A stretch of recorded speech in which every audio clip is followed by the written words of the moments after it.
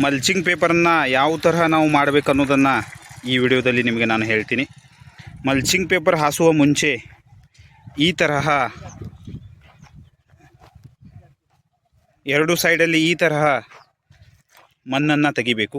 ಈ ಸೈಡ್ ಒಂದು ಸಲ, ಆಮೇಲೆ ಈ ಸೈಡ್ ಒಂದು ಸಲ. ಈ ತರಹ ಎಡಕ್ಕೆ ಬಲಕ್ಕೆ ಜಿಗ್ಜಾಗ್ ರೂಪದಲ್ಲಿ ನಾವು ಮಣ್ಣನ್ನು ತೆಗಿಬೇಕು. ಈ ಸೈಡ್ ಒಂದು ಸಲ ತೆಗಿಬೇಕು, ಆಮೇಲೆ ಈ ಸೈಡ್ ಒಂದು ಸಲ ತೆಗಿಬೇಕು. ಈ ಎರಡೂ ಇದರ ಅಂತರವನ್ನು ನಾವು 5 ಫೂಟನ್ನು ಇಡಬೇಕು. ಈ ತರಹ ಮಣ್ಣನ್ನು ನಾವು ತೆಗಿಬೇಕು.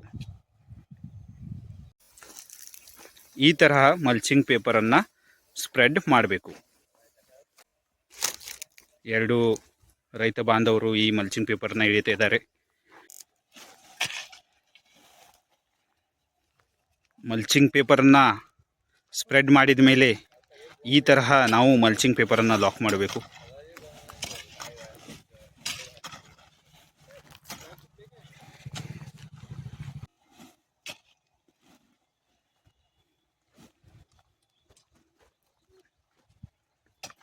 ಈ ತರಹ ನಾವು ಮಲ್ಚಿಂಗ್ ಪೇಪರನ್ನು ಎರಡು ಸೈಡಿಂದ ಲಾಕ್ ಮಾಡಬೇಕು.